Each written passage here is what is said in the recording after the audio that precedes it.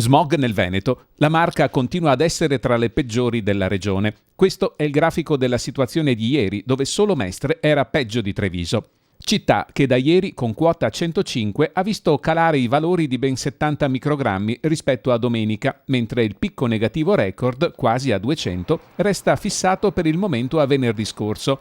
E se 100 è il limite oltre il quale l'aria è considerata pessima, vuol dire che per tutta la settimana scorsa abbiamo respirato aria per lo più quasi 2 volte pessima. Situazione un po' diversa in collina, con Conegliano che solo da metà settimana è entrata in zona critica, mentre nella campagna trevigiana verso est la situazione, seppur più mitigata, non cambiava molto rispetto alla città. Treviso sorvegliata speciale, con il secondo rilevamento a ridosso della Nualese a San Giuseppe, che conferma la criticità con un leggero miglioramento in queste ore, anche se oggi si è tornati a quota 117.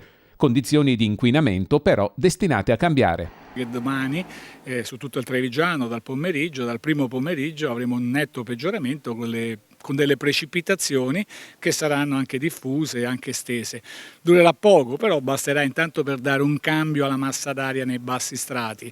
Poi avremo dopodomani un buon tempo, così come per venerdì e per sabato. Ecco, domenica cambia completamente, quindi abbiamo un peggioramento più duraturo, dovrebbe durare diversi giorni, quindi con precipitazioni, però già da domani, da dopodomani, comunque anche se da dopodomani migliora, permarranno delle correnti dai quadranti settentrionali, quindi anche correnti di fen dalle Alpi, e questo dovrebbe garantire una situazione nettamente migliore da quella attuale.